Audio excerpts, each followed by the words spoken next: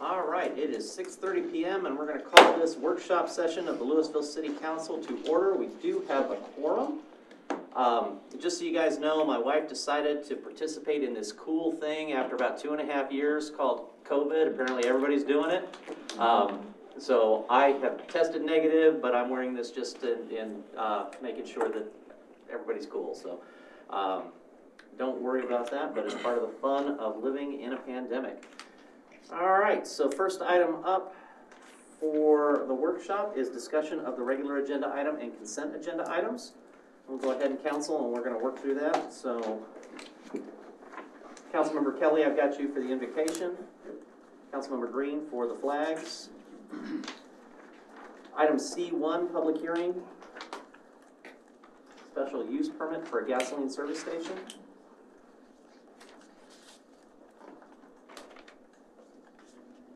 Item 2, public hearing, consideration of an ordinance for a special use permit for a plant nursery.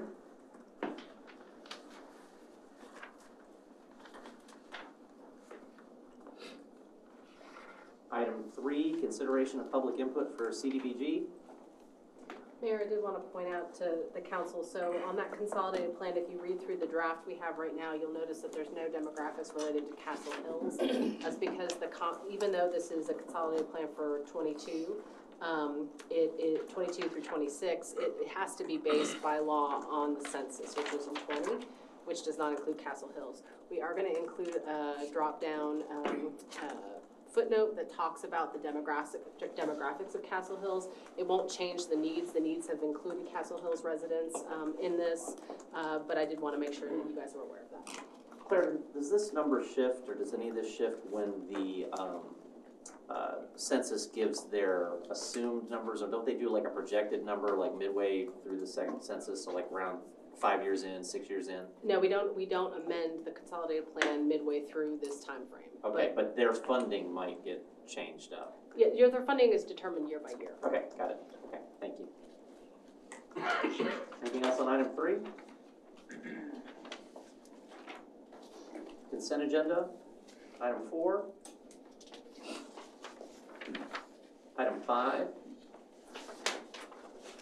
That number just floored me. It is a high-risk, high-expertise type of project management, so it did originally for me as well. We have the consultants We can't give here. them $16 an hour. I would love to give them $16 an hour, but I don't think they do work for us. I don't think so either.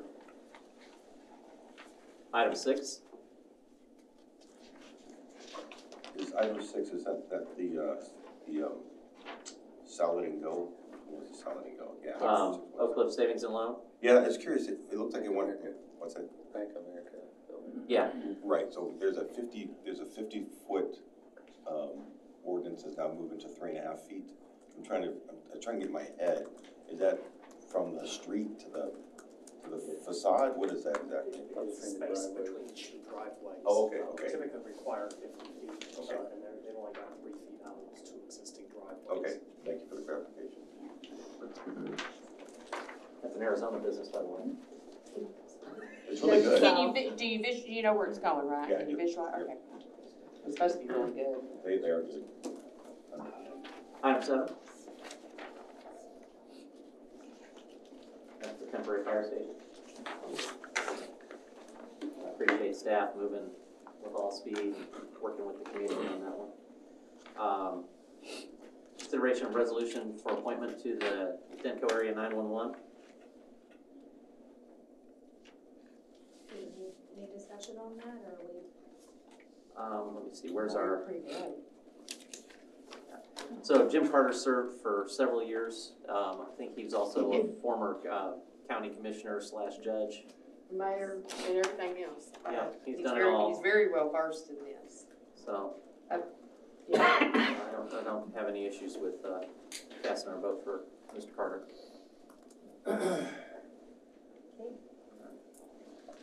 We've got the annual health plan report. Do we have any closed sessions? We do not, Mayor. All right. Anything else on the agenda before we move to item B? All right. We have the review of the Serve Lewisville feasibility study and next steps. I'd like to welcome Mr. Pat Smith with Serve Denton, and he's gonna present what they've come up with. Well, good afternoon, Council. It's a pleasure to be back with you again. It's been almost a year since we met. A lot has transpired over that time. This evening, on behalf of the board of Serve Denton and the staff, I'd like to present to you the results of, I think, is a very thorough feasibility study that I'm excited to present. Next slide. So this is what we'll discuss today. Ultimately, hopefully get a go, no-go decision on moving forward and next steps. Next slide. So just a reminder, the purpose of this study was to determine if a health and human service center or a nonprofit center is feasible in the city of Lewisville. City staff, city leadership, starting with Donna Barron and carried on by City Manager Claire Powell, that asked us to focus on 5 areas: adult health care, mental health, income assistance and food, rent and utility assistance, affordable child care, and food. There was also a strong desire to locate areas of town that are eligible for new market tax credits. New market tax credits open a very useful source of capital that to date has not been used a lot in the North Texas area that we have used in Denton, that I think would be very advantageous to the city. And then to make sure that we can accomplish this project within a rough $2.5 million budget. The process that we used was a 3-step process of discover, envision, and plan. We spent about 3 months discovering what the needs were in the community. We did numerous interviews with nonprofit leaders, churches, school district leaders, and city staff. Out of that discovery process, we put together a vision document, and that was completed through 2 visioning sessions that we had. The second one was extremely beneficial to us, and a lot of the content that you'll see tonight came out of that visioning session we did right across the street. Out of that visioning session, that consensus of the direction the center should take, we were able to put together a governance plan, a financial plan, a physical plan, and that's what we're presenting to you tonight. Next slide. So out of the visioning session, this was a statement that we put together that I think captured a lot of what was said. And that is to create a nonprofit center that enables Lewisville to double capacity to meet critical needs in the community over the next 5 years and promote collaboration between nonprofits, churches, and civic organizations. Those ideas were things that came from a variety of different sources in the community, and that there was a strong desire to help strengthen collaboration from the school district, from churches, as well as other nonprofits, and to bring in nonprofits that currently don't have a major presence in Lewisville into the community. And so we're very excited to establish that as a vision. I feel vision statements are incredibly important because it's going to give us a very clear metric to determine if we're successful.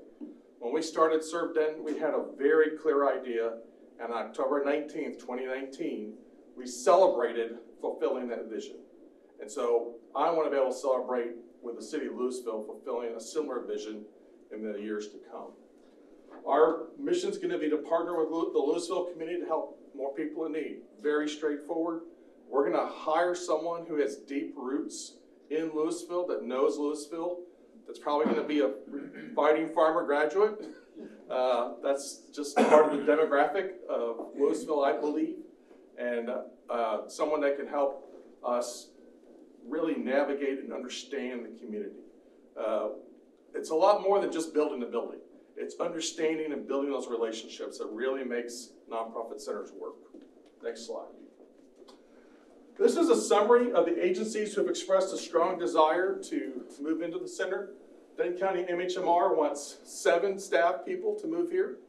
They have the funding to hire those staff people. They would provide a variety of services from adult and child mental health services, addiction recovery, and a lot of outpatient services. The co-care team with the City of Lewisville is currently already up and operating. They would relocate to the center over the next year. PD Place has a strong desire to do mental health services, especially play therapy for children. If you're not watching the news, mental health amongst children and teens is epidemic. That's not too strong of a word. We have the pandemic with COVID, and we have an epidemic of mental health illness for teens and kids. And so they have a strong desire for that. Giving Grace is an organization that just recently merged, was Grace Like Rain and Giving Hope. They merged July 1st. And they provide a very holistic wraparound services that's not just rental and income assistance, but also financial literacy, life skills, and it's a great, their model leverages a lot of churches and bringing coaches along these families to help them walk through life, which is often what they need. Catholic Charities is also strongly interested. Roxanne Del Rio, my boss, board chair of Servant, just arrived. She's been a great connection for us to bring in Catholic Charities out of Fort Worth, and they're very interested in having a strong presence here. NCTC, Dr. Del Rio is the Associate Dean at NCTC. They want to have a major presence on the campus. And then lastly, there's an opportunity to have a women and infant children's store that would provide those really essential products and services that children and moms need. We'd hope to have that store in the building, and that would be the first, just in what we call phase 1. We're also proposing forming 2 coalitions. The first is a hunger coalition. This is something Serve Denton started back in 2013 in Denton. And what we found is there was very little coordination between food pantries in Denton. And so what we did is we brought large-scale refrigeration capacity to the community, and that refrigeration then could be shared. And I think there's an opportunity here to do something very similar. We've met with your staff, they're very interested, and there's some ongoing studies with SMU, Tarrant Area Food Bank, and North Texas Food Bank, looking specifically at Denton County, that I think can yield some investment that this center could help facilitate. And the last is a mental health coalition. This was something Dr. Rapp at the school district was very interested in. It's more than just sitting around talking around the table. It's really figuring how we can leverage resources, how we can do mental health first aid, how we can do suicide prevention or awareness, and a variety of other mental health services that really reach beyond the clinical setting into the community. And we found that that's been very successful as well. And so we would also be using that director of operations that we would bring on to help facilitate these coalitions. Any questions before I go on? This is one of the more important slides. All right, next slide. So structurally, we would propose the city would contribute 2 board members to Denton Assistance Center, Inc. That's our parent organization. We do business as Serve Denton. Those would be basically 3-year terms, and those board members can serve up to 3 consecutive terms. We would also form a special purpose entity called Serve Lewisville Center, Inc., which would be the holding company of the asset. And this is what we would use the funding to go by. And it would be basically focused on the funding would come through Serve Lewisville Center, Inc.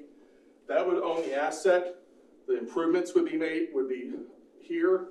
And then any back office support that we provide out of Serve Denton up here would be reimbursed from Serve Lewisville Center, Inc.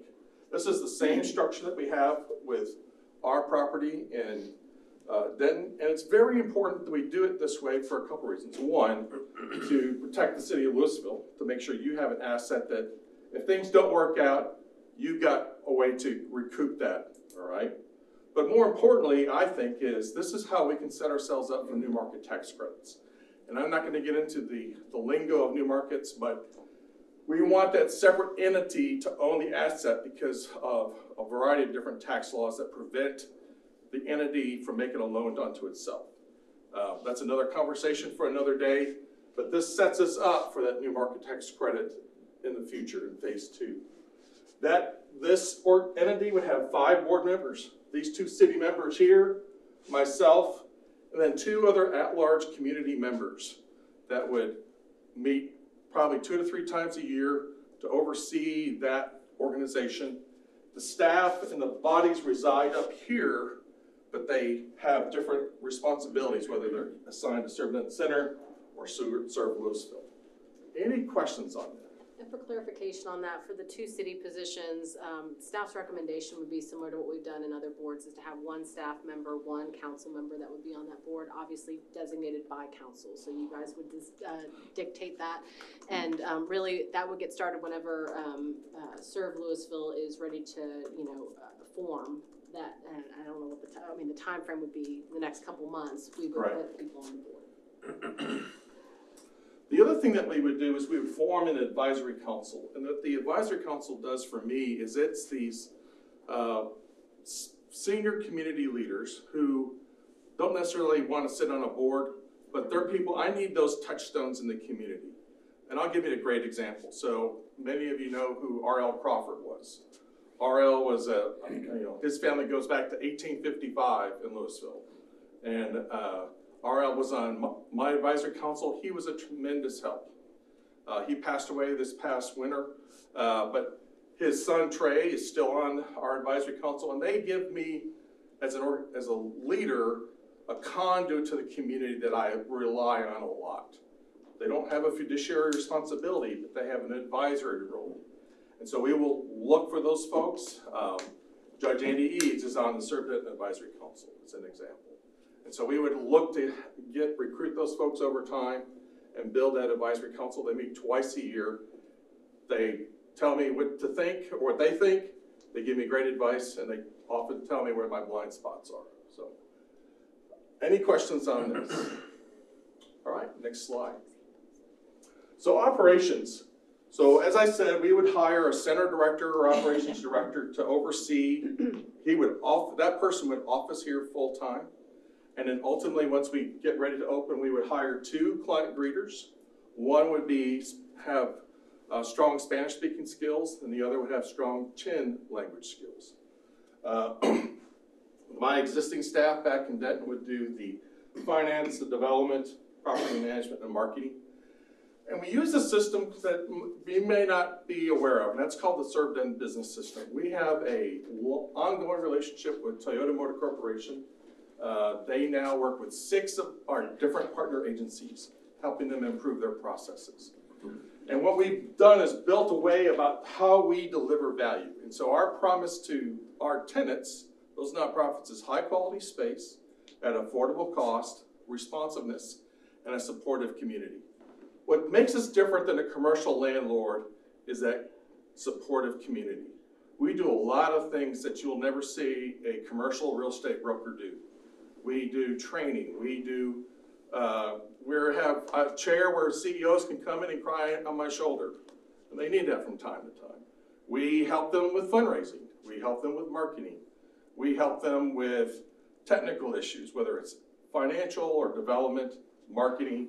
And so that system, and I could spend an hour talking about that one diagram, that is the core of who we are and how we operate.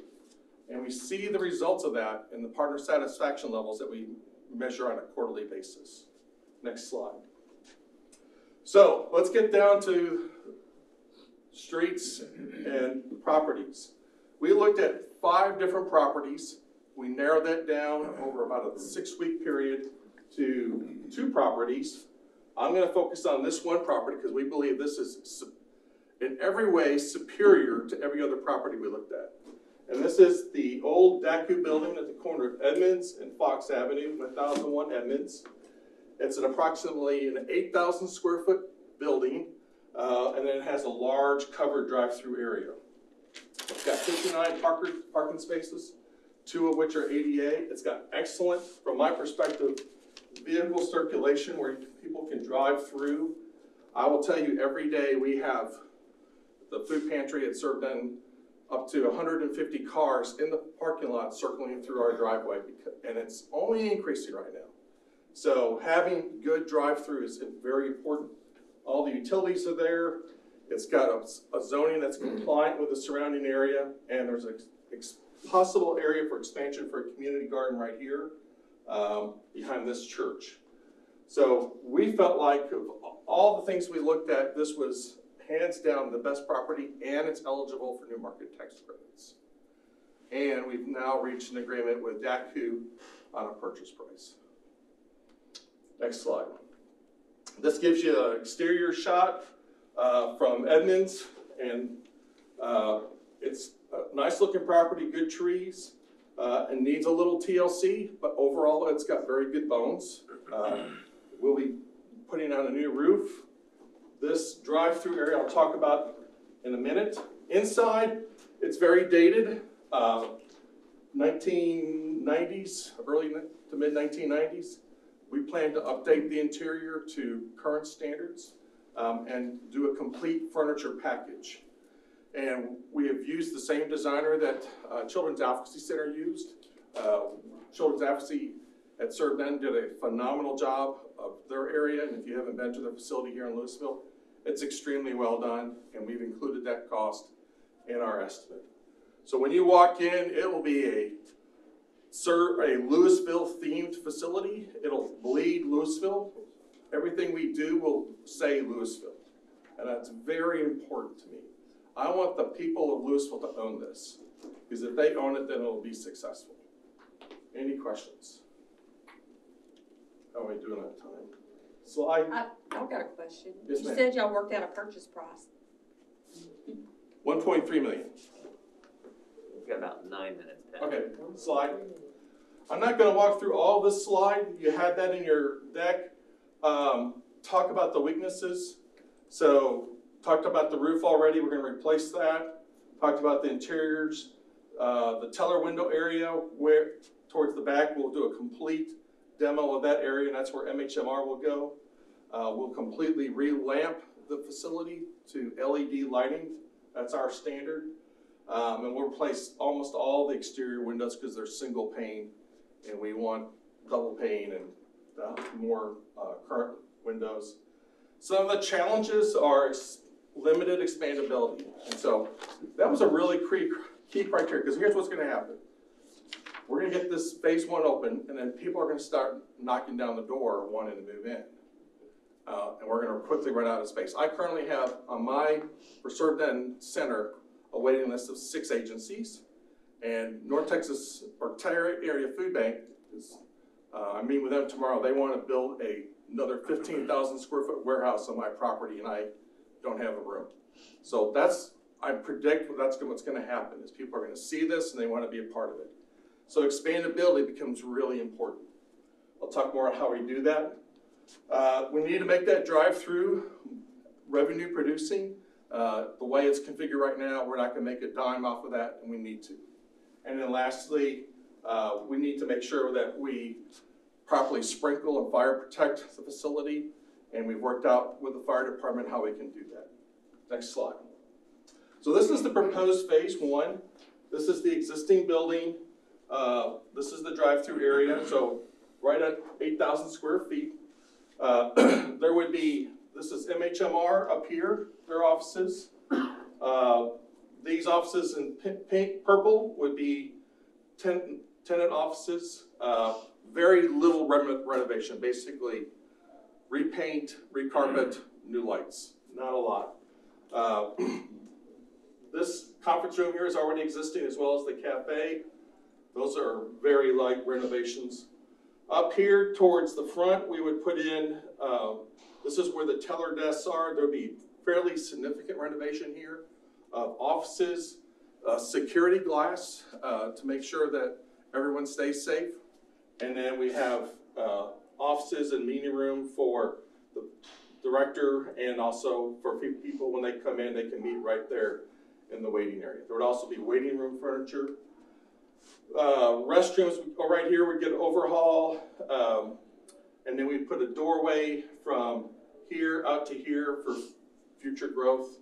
But all in all, a fairly light renovation, which to me, compared to what I dealt with at Served End Center, is huge. So those dollars are gonna go a long way. We're not having to start from scratch. You can see all the different things that we talked about here. Lewisville branded and focused. User center, what we mean by that is every room, that user will have a lot of input into what that room looks like. For example, MHMR does not want carpet in their offices, because sometimes things happen and there's a mess made. So they have vinyl flooring. Trauma-informed design means that those colors are gonna be things that are not gonna cause people anxiety. And we've learned how important that is. I'm not gonna read through all that, but just know that we spend a lot of time sweating the details. Because the more I can make that space tailored to that organization, the happier they're gonna be. Next slide. In the future, what we would propose to do initially is demo that drive-through. It would just be a vacant parking lot. And then in phase 2, we would build either 8 or 16,000 square foot building with a footprint that would be funded with new market tax credits. What organizations could go in there right now is yet to be determined.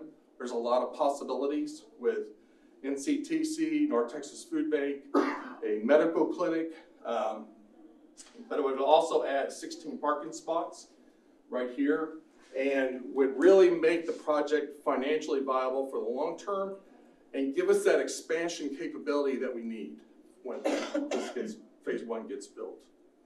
Any questions? I'm gonna pause you right there. Claire, are we gonna need direction from council at the end of this? Is there an expectation for that? Yeah, so Okay. whether or not it really, staff's proposal is certain key items to put in a document that would be a future agreement and making sure you guys are comfortable with this moving forward. So I don't think we're gonna cover all of that and be able to have a meaningful conversation in the time we have, in the 4 minutes we have left. As awesome as I think my council is, I just don't know if we can have that all done.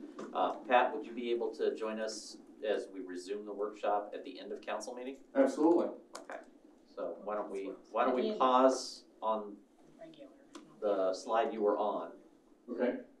and then we'll finish up the rest of the slide deck and talk about council direction from there. All right, sounds great. All right, I appreciate your flexibility, Pat, thank you so much. You bet.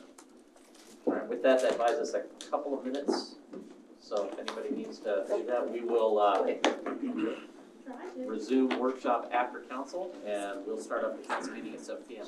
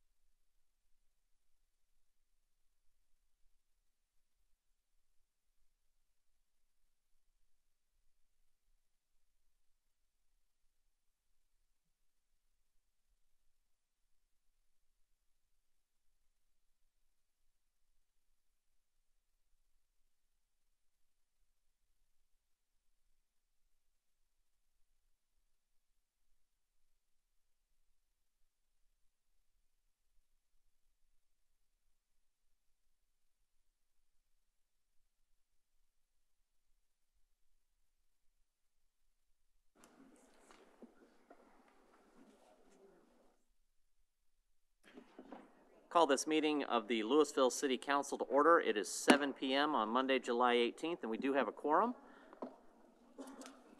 I would remind everybody that, of course, the microphones in this room are incredibly sensitive, so if you don't want it going out on broadcast, don't say it.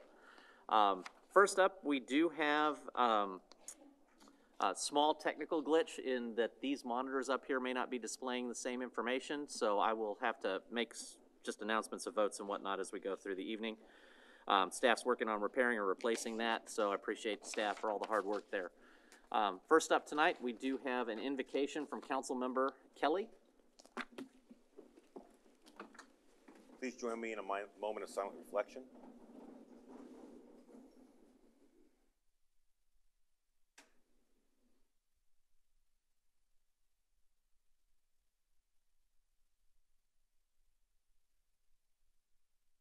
Thank you. Councilmember Green. Please join me in the pledge to the American flag. I pledge allegiance to the flag of the United States of America and to the republic for which it stands, one nation, under God, indivisible, with liberty and justice for all. Honor the Texas flag. I pledge allegiance to thee, Texas, one state, under God, one and indivisible.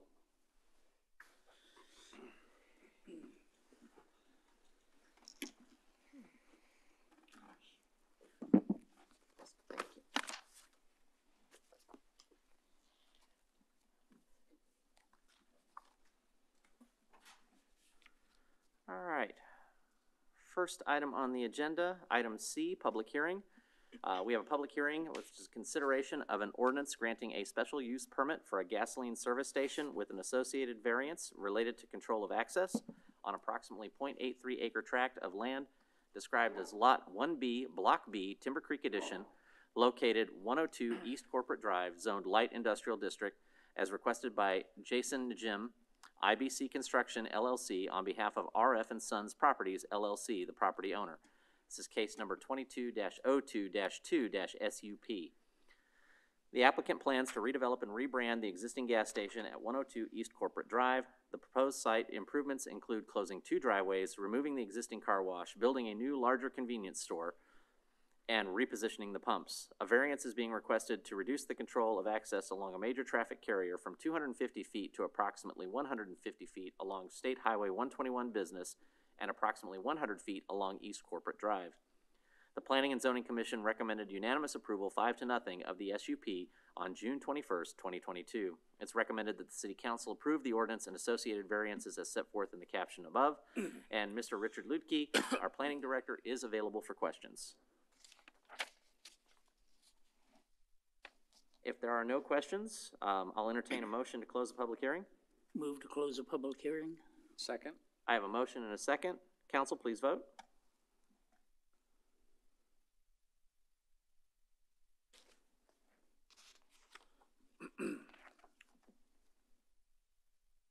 The motion to close the public hearing is passed 6-0. I'll now entertain a motion to approve.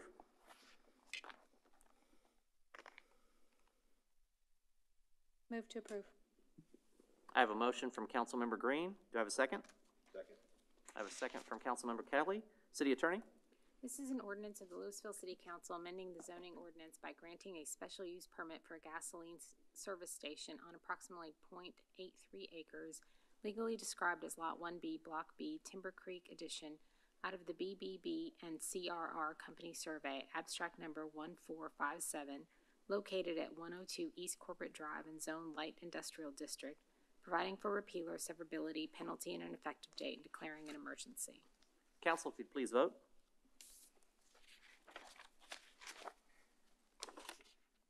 Motion passes 6-0. Item 2, public hearing. Consideration of an ordinance granting a special use permit for a plant nursery retail sales with outdoor display or storage and building material sales with outside storage or display with 5 associated alternative standards on approximately 1.355 acres legally described as Lot 1, Block A, Heartland Industries Edition, located at 1280 South Stemmons Freeway, Zone General Business District, as requested by Daniel Alford, Bayman Construction, LLC, on behalf of Joe W. and Patricia Devers, the property owners, case number 22-04-4-SUP. The site, which is currently vacant, is located within the Interstate Highway 35E Overlay Core Subdistrict and formerly contained a used car sales facility. The applicant currently operates a serval sod facility in Plano and is proposing to open a second location at the subject site with a heavier plant focus. The proposed use requires approval of a special use permit. To improve the visual character of the site, the applicant proposes extensive screening, landscaping, facade improvements, and removal of existing freestanding signs. The applicant is requesting the following alternative standards to the IH-35E Overlay District's core sub-district requirements. A, to allow the existing windows and doors to remain in lieu of 40% window placement. B, to allow the stone veneer around the skirt of the building to approximately 14 inches above the finished floor in lieu of 80% masonry. C, to allow one new awning over the main entry as opposed to 75% over the facade. D, to allow required parking lot trees to be planted elsewhere on site. And E, to allow outside storage along Interstate Highway 35E instead of behind the building. The Planning and Zoning Commission recommended unanimous approval 7-0 of the SUP on July 5th, 2022. The Overlay Board recommended unanimous approval 7-0 of the 5 alternative standards on July 5th, 2022. It is recommended that the City Council approve the ordinance and the 5 associated alternative standards as set forth in the caption. Mr. Richard Lutke, our Planning Director, is available for questions. I have a question, Richard. Just for clarification purposes, the reason for the SUP is because of the outdoor storage. Is that what triggers the SUP? And plant nurseries also require an SUP as a use. Okay. Thank you. Other questions? Council will entertain a motion to close the public hearing. Move to close the public hearing. I have a motion. Do I have a second?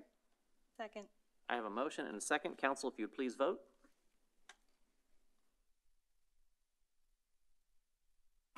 Motion to close the public hearing passes 6-0. I'll entertain a motion to approve the ordinance and the associated alternative standards. Move to approve the ordinance and the 5 associated alternative standards as set forth in the caption. Second. I have a motion and a second. City Attorney? This is an ordinance of the Lewisville City Council amending the zoning ordinance by granting a special use permit for a plant nursery retail sales with outdoor display or storage and building material sales with outside storage or display on approximately 1.355 acres legally described as Lot 1, Block A, Heartland Industries Edition, located at 1280 South Stemmons Freeway and Zone General Business District, providing for repealer, severability, penalty, and an effective date and declaring an emergency. Council, if you please vote.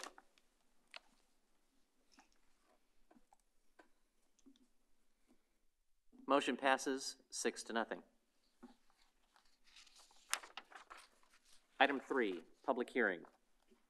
Consideration of public input for the draft Community Development Block Grant 2022 through 2026 Consolidated Plan and 2022 Annual Action Plan. A public hearing must be conducted before approval of the 2022 through 2026 Consolidated Plan for Housing and Community Development Plan for the Community Development Block Grant Program. Any comments made will receive consideration before final approval of the plan on August 1st, 2022. This strategic planning document is due to the Department of Housing and Urban Development every 3 to 5 years. A new plan is being developed with the assistance of a project consultant, National Development Council, and is due this year to replace the 2017 through 2022 plan. The CDBG draft budget that allocates funds to various eligible projects is set forth in the Annual Action Plan. This year's CDBG allocation from HUD will be $783,866.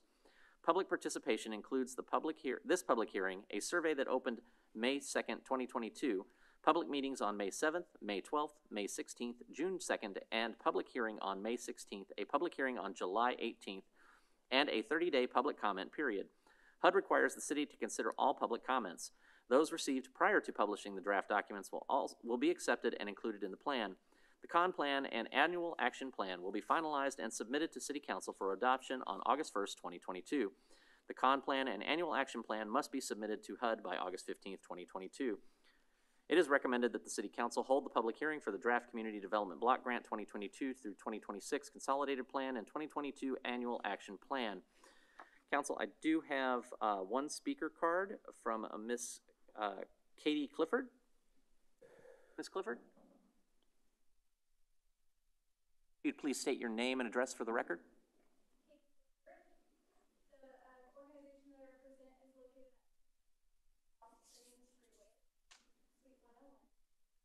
75067. Communities and Schools of North Texas is the organization that I represent today. I'm the Senior Director of Strategic Development, and thank you so much for the opportunity to address council this evening. As one of the nonprofits who benefits from these funds, we want to express our sincere support of the CDBG plan. Over my past 5 years in this role, I have gotten to see the very strategic distribution of funds that is truly based on community needs here in Lewisville. And as a nonprofit working in Lewisville who directly observes the needs of our students and families in our schools, we express our support for this plan, and we urge the council to continue to prioritize funds for youth mental health, funds designated to address the needs of our Latinx and Chin communities, funds that specifically address the needs of our low-income and home-insecure families, including transportation. And we believe that you've been doing that, and we are very appreciative of your support and your continued strategy in addressing the needs of our community here in Lewisville. So thank you. Thank you for your input. City Secretary, do we have any other comments? Yes, sir. Okay. Council, if there are no other comments, I'll entertain a motion to close the public hearing. So moved. Second. Motion is moved and seconded. Council, if you'd please vote. Public hearing is closed with a vote of 6-0. Item D, Visitor Citizens Forum. Speakers must address their comments to the mayor rather than to individual council members or staff. Speakers should speak clearly and state their name and address prior to beginning their remarks. Speakers will be allowed 5 minutes for testimony. Speakers making personal, impertinent, profane, or slanderous remarks may be removed from the meeting. Unauthorized remarks from the audience, stamping of feet, whistles, yells, clapping, and similar demonstrations will not be permitted. In accordance with the Texas Open Meetings Act, the City Council is restricted from discussing or taking action on items not listed on the agenda. Action can only be taken at a future meeting. I do have one comment for the Visitor Citizens Forum, and Mr. Lockridge, if you wouldn't mind. Your name and address for the record, please, sir.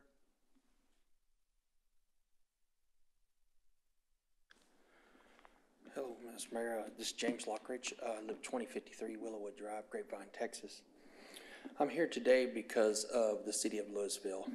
I am a farmer and rancher across the state of Texas, and it's come to be an issue with the city of Lewisville for a couple of 3 years now, where the city has brought nuisance acts against me.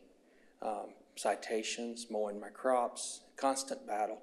Just this week alone, one guy was brought in last year, Charlie Brown was brought in as a code compliance officer, where he is, in my opinion, and many other citizens in Lewisville, has gone rogue on the citizens and the residents and the farmers and ranchers.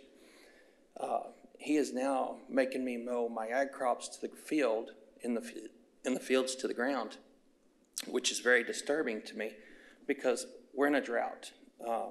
I have a letter right here from the Texas House of Representatives. I don't have a copy for y'all, but anybody that wants one's welcome to call me. This very much clearly says that we are under siege. James Lockridge, farmers and ranchers in the state of Texas and the municipalities are taking actions from the cities where they are rogue against their nuisance act. Your act is against a state law. Not only do I have that letter, I now have this state letter with a lot of state representatives and senators saying that you are out of your jurisdiction. Very clearly says that you can't bring in a nuisance act against a farmer and a rancher if he's using that land as agricultural practices. I've been in Lewisville since 1994. I've never had a problem with Lewisville. Y'all are the fighting farmers. What good is a fighting farmer? The farmers are getting pushed out by your rogue code compliance officer. I've done nothing but brag to the Capitol on your one code compliance in the city of Lewisville. Andy, we've never had a problem until this Charlie guy came in. We've always been able to work with Lewisville, and now we can't. Also have another letter. State Representative, Texas Farm Bureau says that your nuisance act is against state laws. Very clearly, you can't proceed with this law. You can't force us to do anything on our property. Okay, it also says that y'all are asking the farmers, the citizens, the residents in the state of Texas and in the city of Lewisville to mow easements and right-of-ways. Guys, you own them. You lease them, whatever the case may be. It's your easements, your right-of-way. Stop asking the landowners to do your job. You take our tax money every year to maintain the city of Lewisville. Maintain your own easements, maintain your own right-of-ways. I have a letter right here from Greg Abbott, also stating that this year alone, we're in the state of Texas in a drought. We don't have to do anything with our land at this point, because if we cut and bale it, it kills the crops. So we're kind of in a dilemma with the drought going on. Now, right here from a state representative, I have a letter. Very clearly says it is unconstitutional and it's discrimination between two similar properties. So on Business 121, there's a property that has grass 14 inches tall. I measured it just a while ago before I got here. Grass has grown over the sidewalk. Not one time has the city sent anything to that property owner to take care of it. At my gate, semis have busted my gate down going into my farm every week. I constantly go out there, rehang my gates. I call the police department, I can't get no action. I call code compliance, I can't get no action. You know what they tell me? Oh, the city has told us to leave it alone because it's Cisco Foods. I'm tired of hearing it. Get up, do something. Stop the rogue, stop taking the Freedom of Property Rights Act away from your citizens and residents and farmers. It's ridiculous. I'm tired of having to fight. Right now, I am high 5 digits of money lost because of the city of Lewisville, and I'm tired of dealing with it. So I'm asking y'all tonight to get your code compliance officers in check. And if they can't do their job, you need to put them somewhere they can do a job. But having to fight with one guy every day is ridiculous. Literally, I went and cut a crop, have a picture of it. I literally mow 20 feet of this field every week. Every week. Here's a picture. I mow 20 feet along the edge of my field. Mr. Lockridge, that's your 5 minutes, but we appreciate you bringing this to our attention. We will have some city staff reach out and I just asked that somebody with the city reach out to me. I've called the mayor's office or city manager's office 7 times this week or last week. Not one phone call back from her. Not one. It's getting old. She was out with COVID last week, sir, but understood. Yeah, thank you.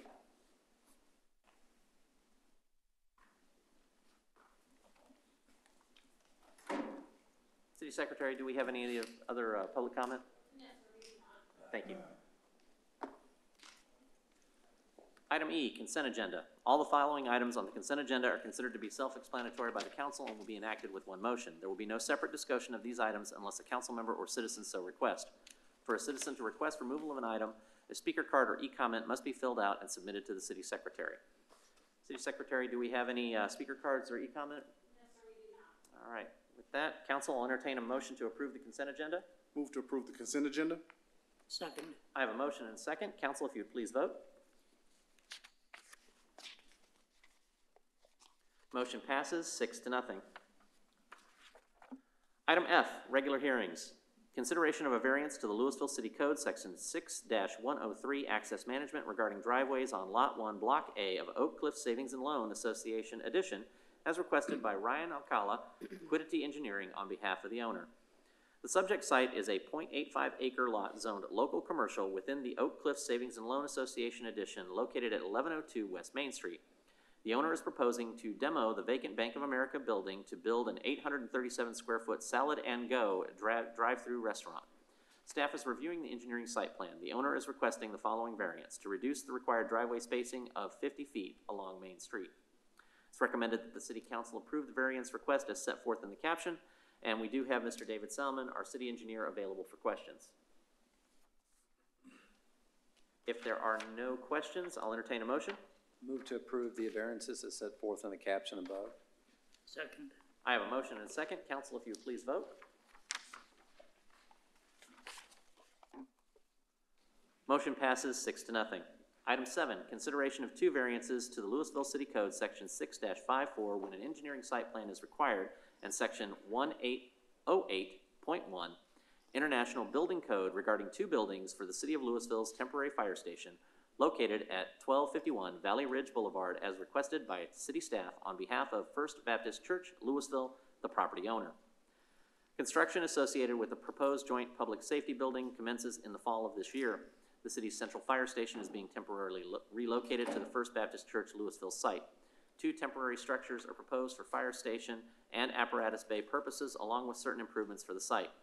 2 associated variances are being requested for this project, including A, waive the engineering site plan by providing a modified engineering plan that addresses dimension, control parking, utilities, grading, and drainage, and B, to allow the use of 2 temporary structures. It's recommended that the City Council approve the variances as set forth, and we do have Mr. Eric Ferris, our Deputy City Manager, available for questions. No questions, just a quick comment to thank the First Baptist Church folks and our staff for all the hard work they've done to get this temporary site going, because it's kind of the beginning of that public safety building coming together. Yeah. Other comments? I also want to preemptively thank the neighborhood because we do know that this is going to have an impact. And we want to let you guys know that we're aware. I know our fire department is aware, but this is going to be a short-term impact on our community for a really long-term gain in productivity and support of our fire department. So appreciate you and the neighbors. Council will entertain a motion. Move to approve the variances as set forth in the caption. I have a motion. Second. And a second. Council, if you'd please vote. Motion passes 6-0. Item 8, consideration of a resolution appointing 1 member to the Board of Managers of the Denko Area 911 District. Denko Area 911 District has requested that each participating city vote for 1 of the nominated candidates for the Board of Managers of the Denko Area 911 District and advise the district of its selection prior to 5 p.m. on July 29, 2022. The bios, resumes of each nominee have been attached for the City Council's review. Historically, since 2014, City Council has consistently cast their vote for Jim Carter for the Denko Area 911 District Board of Directors.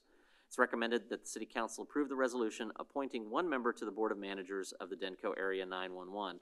And I would like that motion to be for Mr. Jim Carter, if at all possible. Council will entertain a motion. Mr. Mayor, I move to approve the resolution appointing Jim Carter to the Board of Managers of the Denko 911 District. Second. I have a motion and a second. Council, if you'd please vote. The motion passes 6-0. Item G, reports. Reports about items of community interest regarding which no action will be taken. We do have the annual health plan report from city staff. Mayor, that was just included for your review. If there are any questions, we have Shantae Akafia here. Otherwise, we can just go on with our reports around the room. And thankfully, it looks like we've got a surplus, so we're able to keep moving forward. Again, being very consistent and conservative in how we approach this. We've been able to put that money aside as opposed to taking some of the more significant hits that the last couple of years have created.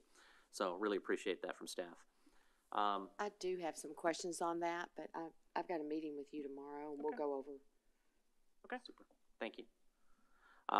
With that, we will go ahead and move to reports of general interest, and I'm going to start here to my right. First of all, I want to thank staff for the duck derby that was held on Saturday. I think everybody, adults and children alike, enjoyed it. I think we had 130 ducks, which was almost wasn't quite double from the previous year, so that's a lot of fun every year. Some library activities, college search series, college fair for high school age teens and their adults, Tuesday, July 19th, 1 to 3, the Glenmore Savage Community Room. Blackout Poetry, open to adults and teens age 13 and older, Wednesday, July 20th, 6 to 7:30 p.m. No registration, Crawford Meeting Room. Let's Play Fishbowl for teens age 13 to 18, Thursday, July 21, 6:30 to 7:30. Registration is required at the Bennett Program Room. Play-Doh Playdate for children aged 2 to 5 with a caregiver, Friday, July 22nd, 11 a.m. to noon. ticket is required, again, at the Bennett program room. That's all I have. Thank you, sir. Councilmember Troyer? Yes, first of all, I'd like to follow up on Councilman Meredith's comments about the Duck Derby. It was a pleasure to participate, and I'm happy that the pep talk I gave to my duck prior to the first heat did We the just job, have questions and my duck on came how- in. Something about a shotgun, Yeah. but I don't. Council Bob- at place one came in first in the heat, so. Bob, we have some questions on how you, finagled the inside lane. And we need to pull an open records Just worked request out on that, way. please. It just worked out that way. Moving on.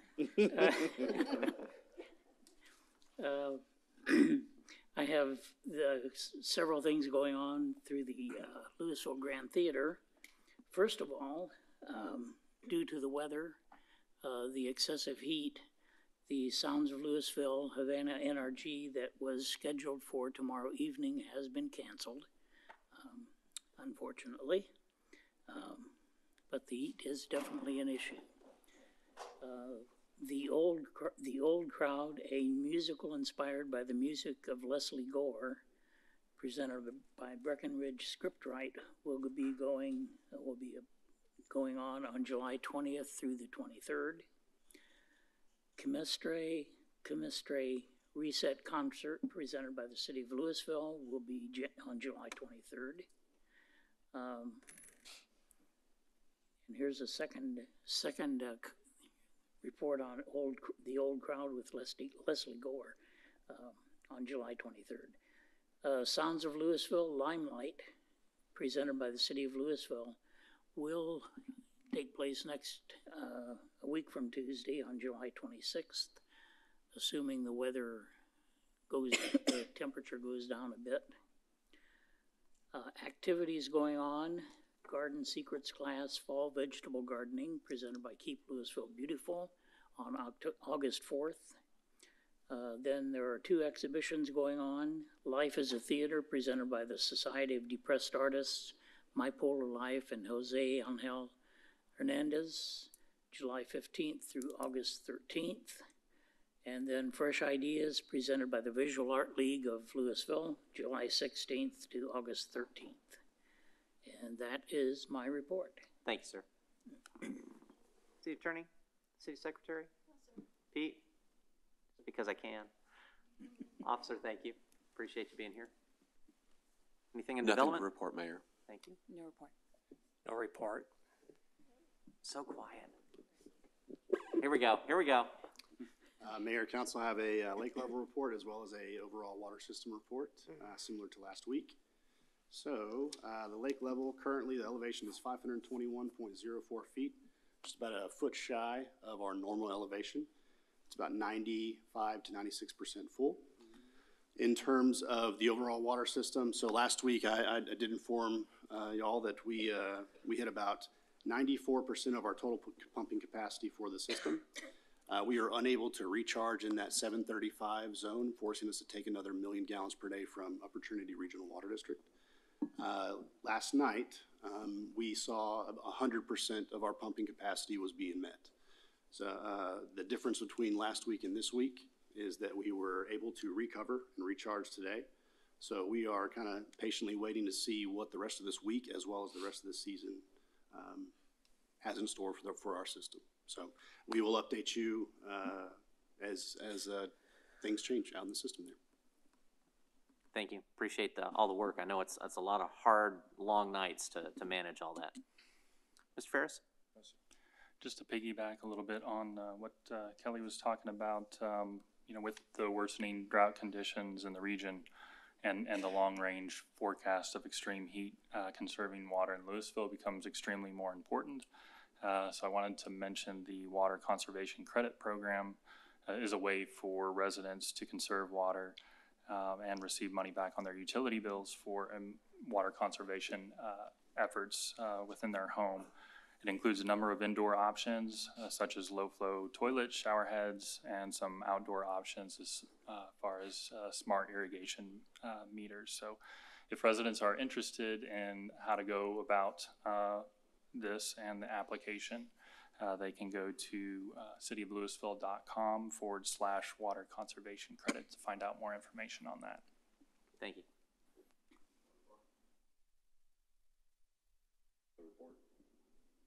So I actually had a question for either Kelly or Chris.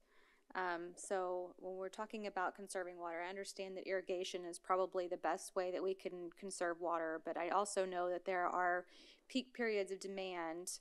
So if we were going to give advice on how, you know, I as a resident can maybe modify some of my behavior, you know, I gotta do laundry every now and then. I gotta, you know, take a shower. I have to wash the dishes. Are there modifications in our behavior that would help the situation, like doing a load of laundry at a different time of day than everybody coming home at night and everybody doing their laundry? So I can tell you that really the peak usage that we're seeing is through the evening up until the early morning. It does seem like Sunday is really the hardest days that we're getting hit. Saturday is a little bit less than Sunday, but in terms of normal usage, dishwashing, laundry, I would say that you continue to use as how you normally would use. Really, what's really hitting us hard is outdoor irrigation. And then I know that there are some differences in previously, and Councilman Kelly, we talked about this on Friday. There were some differences in the watering schedule for our Castle Hills residents that is different from our Lewisville watering schedule here. So we need to definitely work on the communication aspect and getting that message out so that we're all on the same page. And we have taken, Councilman Kelly, we are taking some of your comments and addressing those bandit signs that we have out in the Castle Hills area. So. Thank you. Councilmember Jones?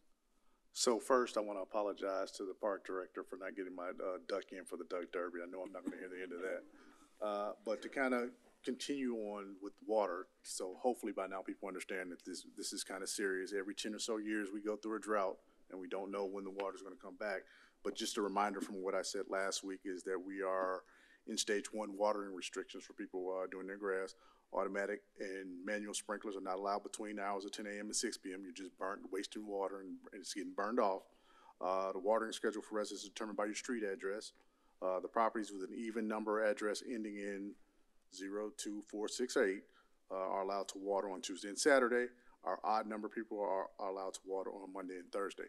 I would suggest that you should keep it to once a week. Everybody's grass is going to suffer a little bit, but we'll be back soon enough where we'll have enough rain. It's feast or famine in Texas. It's either drought or floods. So we're just in the drought season, so let's conserve water for everybody. That's all I have. Councilmember Cade? Yeah, I would like for you to expand on when we pass that threshold and there's no going back, how that impacts each homeowner that gets a water bill from here on out. So there are a number of things that we will move toward. At the end of the day, we have to provide water.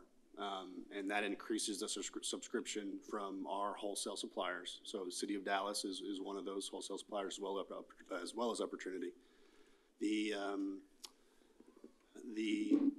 If we are taking more of a bump, the city is spending more for that treated water, and that ultimately, when it comes to rate setting in the future, that does have an impact on those rates for our customers. The other piece to this is if we are unable to meet the demands with our normal pumping capacity, we will have to then move into further restrictions according to our ordinance. Thank you. And I would just like to report that just now, if you look at your phones, we just went under a red flag warning, which means all of you out there that is still celebrating the 4th of July with your big boom booms, don't do it anymore. Mayor, the only thing I have to report is a thank you to Eric Ferris for covering for me for a week. Thank you, thank you. I do want to stress a couple of quick things. With the drought, you will see ground shifting, and when ground shifts, water pipes break. And so I have seen a couple of points on social media where, well, comments about, well, I'm not because I don't, or I saw. Well, I think a more constructive way to come about that is you could actually use our Lewisville app. We have an app. You can go onto your app store on your smart device and just type in Our Lewisville and report where you see leaks or other types of issues. Fix your own. Let the city staff know what's going on, and they can be out there and do the repair work. Understand that, these water mains, they do shift, and it can cause concern, and it can cause leaks that we don't necessarily see or staff doesn't see. So having some extra eyes out there is a huge help. We really would appreciate residents if you guys could help by just being those eyes and ears, and understand that we all have to pitch in when it gets like this. I'd much rather have a brown lawn than no water when I turn on my tap. So appreciate that. If residents you can look out for your city, we'll continue, of course, to look out for you. As far as looking out for folks, we experienced a couple of winters here where we needed to look out for our neighbors. We had to go check on them and see how they were doing and how cold the weather was. Well, this same on the other side. If you've got a neighbor that you think is having a hard time, or you haven't heard from in a little while, double check. They might have been having to run their heater or it's not their air conditioner at this point. It might be their heater. But they might be having to run at a reduced rate because they can't afford it. They might just be having problems, and you might not even know it. But this heat can take people out just as badly as the winter cold. So check on your neighbors if you have an opportunity. And if they need help, you can always reach out 911. Or that our Lewisville app will also help you get a hold of city services. You can find, our police and fire department as well as social service agencies to help you out. So I encourage everybody. It's no fun when it's this hot, but, we can have a little grace and show a little kindness. So I appreciate you all for that. We have nothing else here, so we're going to return to our workshop. Did we want to do back in the workshop room? Okay. So we're going to return to our workshop to continue the conversation on Serve Lewisville, and then we'll come back here to close out the standard meeting.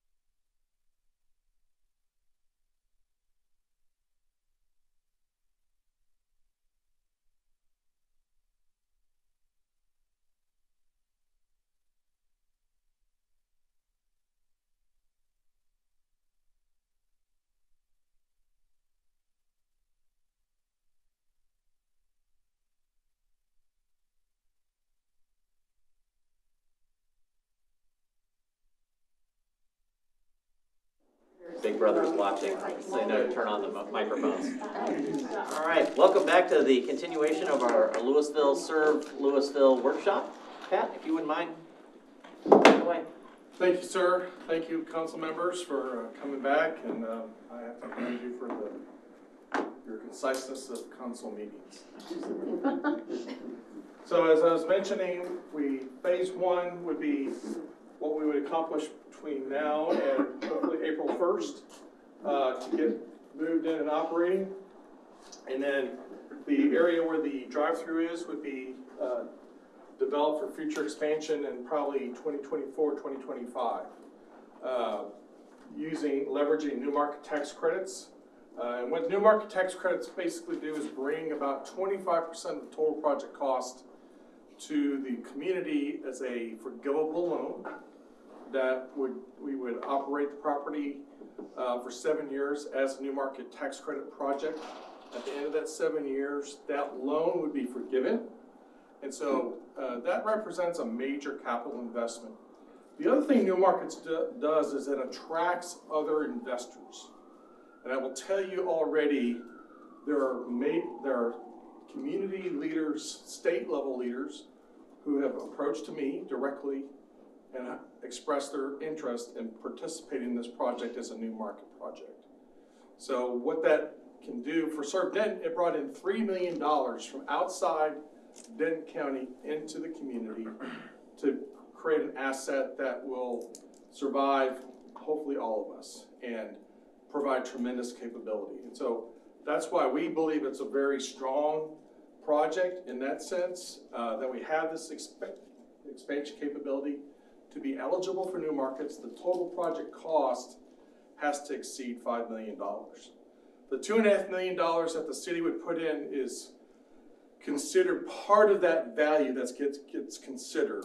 And those investors can be U.S. Bank, Frost Bank, are two major investors in new market tax credits.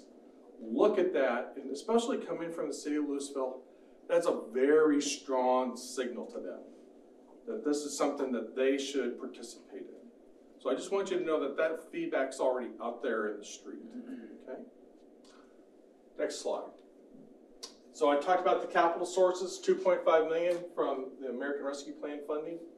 We would raise really about $1.5 or $150,000 from private sources through grants and individuals and businesses. I've had some businesses already in Lewisville approach me who are very interested in naming rights for the project. Capital uses, we'd use $2.4 million to acquire the property, do our due diligence, design, renovate, replace the roof, make some site improvements, and you can see there.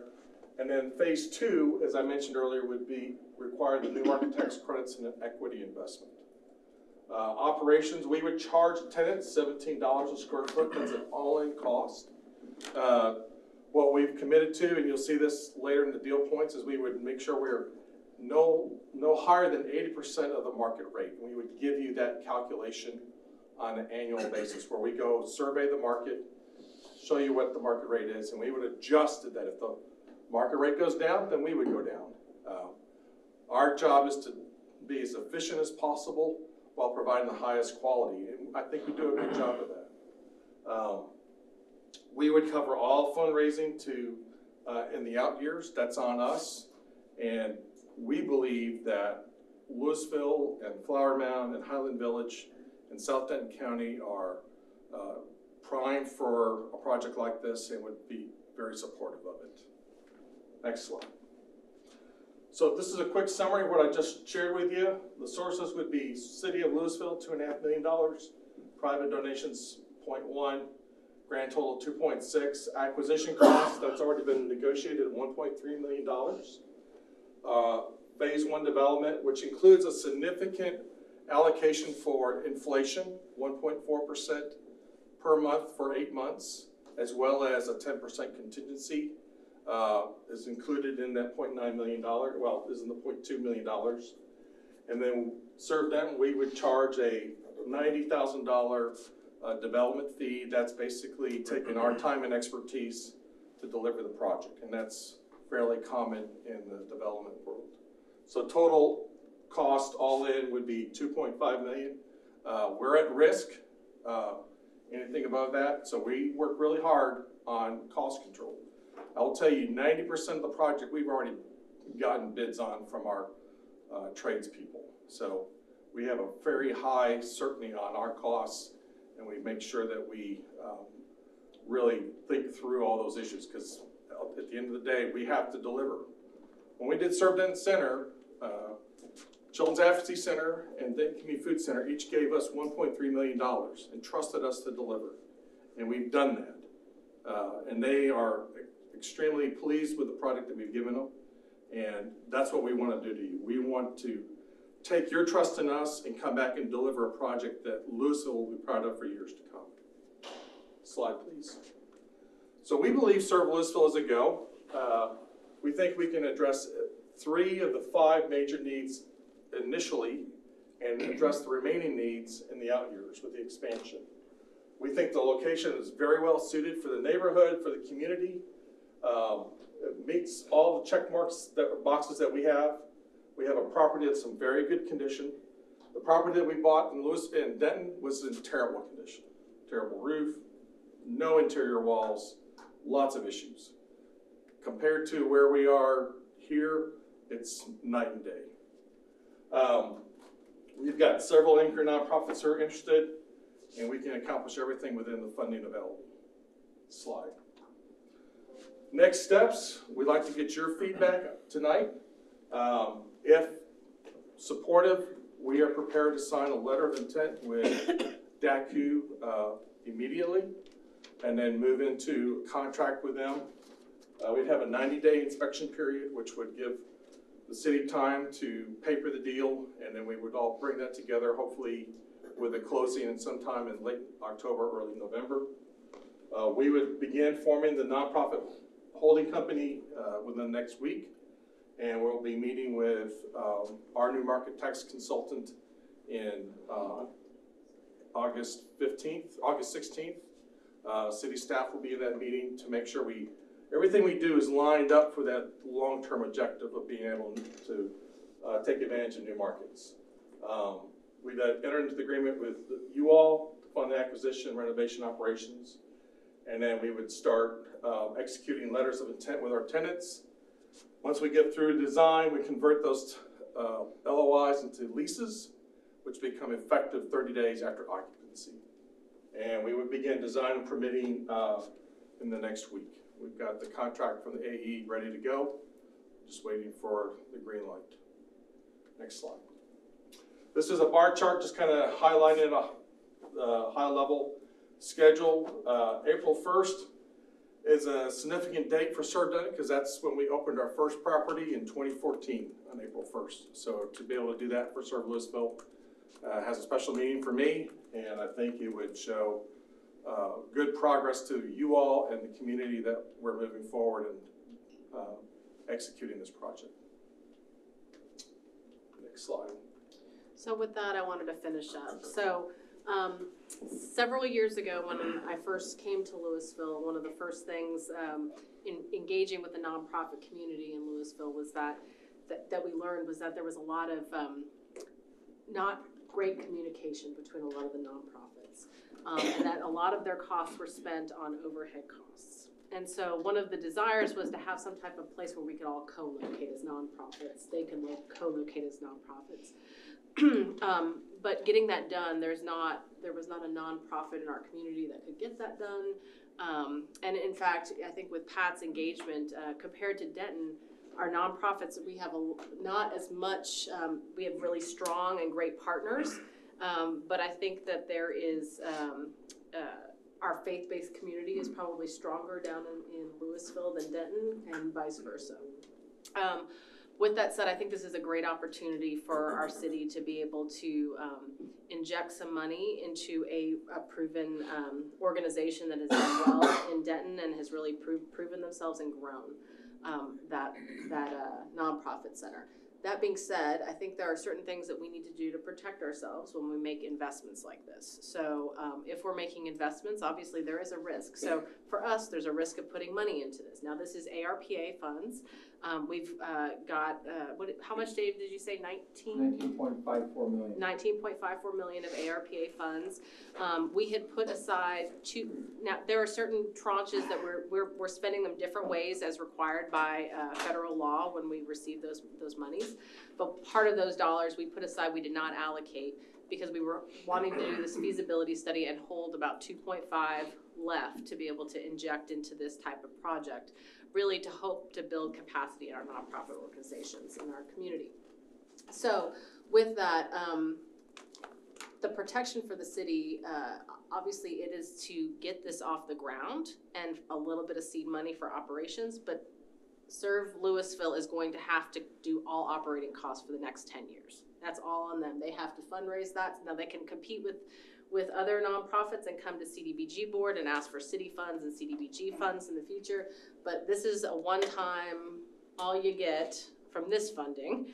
And then they've got to sink or swim. At the end of what way we were proposing structuring this is that we would provide this as a loan, a forgivable loan, so not a grant. So that means you need to operate a nonprofit center for 10 years. And at the end of those 10 years, that can be forgivable. But if you do not, if it goes under in year 1, it goes under in year 2, then that property, we can foreclose upon that property. It becomes ours. So we're not out all the money. And then we can go ahead and sell it at that point. But other than that, really, we're trying to make sure that we're protecting that we give them an opportunity to cure. If they're behind on something, we want to make sure that they have, when I say behind, like, for example, minimum occupancies. We want them to give reductions to our nonprofits. I think we put down there 80% reduction, but that's at minimum. So I think their intent is to provide more, but obviously you structure it per the nonprofit. So if someone comes in and says, hey, I'm gonna put more money into this project, a nonprofit comes in, well, you can give them a bigger reduction. And that's Pat's intent as well. There's some time frames on here as well with regard to certificates of occupancy. And then if there's variances required, we'll handle those also in the agreement. So with that, our recommendation is that we move forward with this forgivable loan. We've got to paper the deal. We'll bring it back to you with those deals in place, but wanted to get your feedback if there was any thoughts of things you're concerned about that you want to have in the agreement, or any other feedback. I have a couple questions. Sure. So you mentioned a couple of the projects that you've done similar to this. When did those start and when did those end? So Serve Denton was really the only other project. Started in 2017. We closed on the deal in 2018. We completed construction in October 2019, and we've been operating that. We're about halfway through that deal, and we'll unwind in June of 2026. Was that a ground-up construction, or was it similar to this where you found a building, you moved? No, renovation. I try to avoid ground-up. Investors. It didn't help. Okay. It didn't help. Okay. Place. And planning. Okay. And the other question I have around this, the 1.4% that you have per month for inflation costs, was that similar to what you did back in 2017, 2018? No. This is more aggressive? Yes. Okay. How does that compare to what we just saw with the police fire? Is that similar to what we saw? Because we just saw those. So the numbers are going to be slight, yeah, so because one is ground up and one isn't, but we did run these numbers by our estimator as well. Okay. And they feel confident with the numbers that we have. And let me just, that's a huge concern for me. I know Chris, he and I, your cost estimator, he and I have worked in the past. One of the things that we've tried to do to mitigate that risk is we actually bring our subs and get bids that are escalated out. So the number that we're working with is something our trades guys are looking us in the eye and saying, yeah, I can do it for that by, early 2023. And we sanity checked that against what we saw a couple weeks ago for the, okay. All right, thank you. That's all I have. All right. Is there any concern that, I love your aggressive timeline, but is there any concern with like roofing, which is some of it's 8 to 12 months out, or any other material that might really impact the schedule? Roofing's probably the biggest one. We have Trinity Roofing as our contractor. We would probably get that order placed now, so that would land in November, December timeframe. So, and we've done that in the past. I'm building an addition at Sir Denton.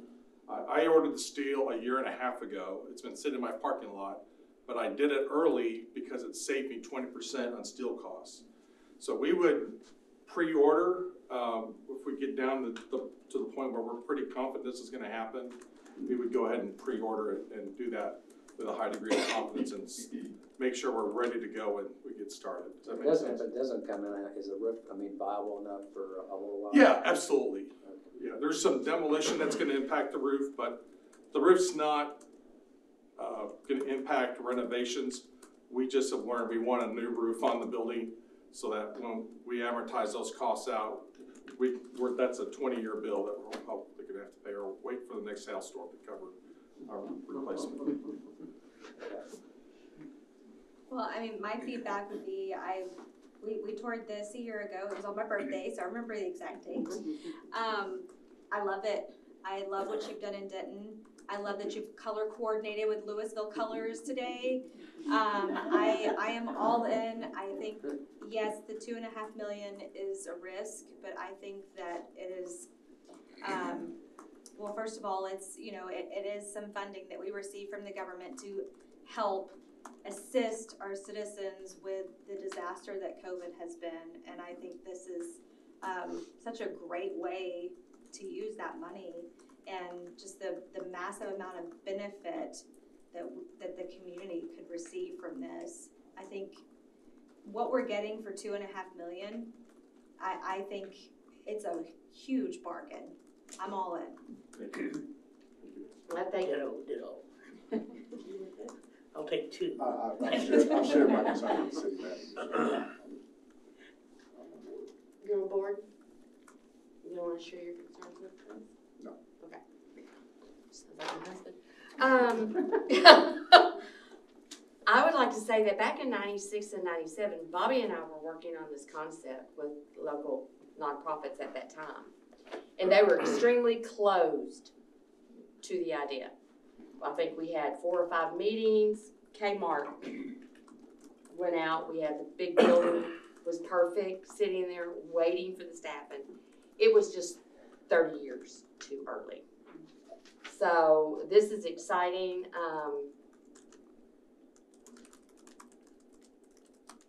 I'm glad to see that our city has saved that for what the ARPA funding is truly for, and nothing frivolous, but something that can bring this together and help build this community. There's a need out there. I'm volunteering 2 days a week in a food pantry, and we have people that are coming through that they are lost in the system because they're used to giving. Now they are extremely hardworking, borderline poor because of the inflation, and the need is so great out there. Last Saturday alone, we had 26 new families, and within 120 minutes, we had served 107 families with food. So, and that's just one day. The need is growing exponentially, and we haven't even seen the true need out there because there are so many families that they've never had to ask for anything, and they're still in that prideful point. And so it is about time. I think that the modern day world has caught up with streamlining your services so you're not overlapping and double dipping as far as funding goes. Everything has its place, but we need to look at the entire person and the entire family, and this is a place for that. I was for it in 96 and 97. I'm totally for it right now. Thank you, ma'am. I think based on that, you got your marching orders. What I will say and what I think is really encouraging about these types of projects across the country, these types of centers, regardless of whether they take advantage of new markets or some of those tools, we're finding that they aggregate, they attract more investment, they attract more not-for-profits, And for those that were hesitant to maybe step out and be first movers, that's okay. There's an opportunity for them moving forward. But I think you're gonna see, that having a space available, showing a commitment suddenly opens doors for grants and opens doors for more help, for our families. So I'm really, proud to have been part of the, stewardship of this process. And I think it's time well spent and looking forward to it. Thank you, Mayor. I would just like to say in closing, I can't thank enough leadership of City Manager Claire Powell and Eric Ferris. They've been phenomenal, and you have a phenomenal staff. Chris McGinn, Ashley, Mindy have been excellent to work with.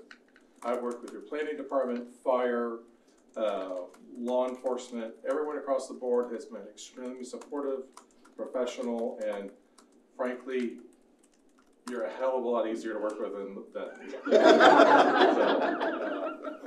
and I've said that in Denton, and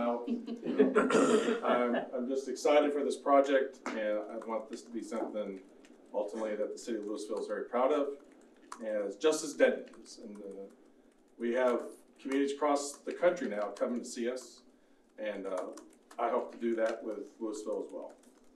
Thank you. Any other comments or questions before we close the workshop and move back into the regular session? Nope. All right. We are closed. Workshop. We'll go close out the regular.